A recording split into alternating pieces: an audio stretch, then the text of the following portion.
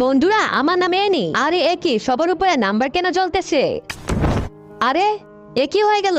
আজকে তাজা খবর, যারা যারা মারা যাবে তাদের মাথার উপরে তারিখ দেখা যায়। যাও বলতেছি তোমার সাথে ব্রেকআপ, আমি তোমাকে করবো না বিয়ে, তুমি তো সামনে বছরই মারা যাবে। বন্ধুরা আমার কাছে শুধু আরো 19 দিন বাকি আছে, কিন্তু আমি কখনোই হার মানবো না। এরপর থেকে ডায়েরিতে আমি আমার সব ইচ্ছাগুলো লিখতে থাকি, আর সর্বপ্রথম আমি আমার খারাপ ম্যানেজারকে উচিত শিক্ষা দেই। এরপর থেকে আমি আমার সব বন্ধুদেরকে গুড বাই লিখে দেই। তারপর আমি আমার ফেভারিট গাড়ির উপরে চড়তে থাকি। কিন্তু একদিন যখন আমি আইসক্রিম খেতেছিলাম। হাই ম্যাডাম, তুমি কি সিঙ্গেল নাকি?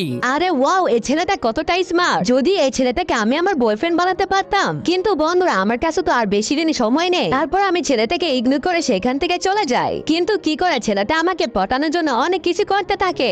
এরপর একদিন বন্ধুরা আমি যখন রাস্তা পার হচ্ছিলাম।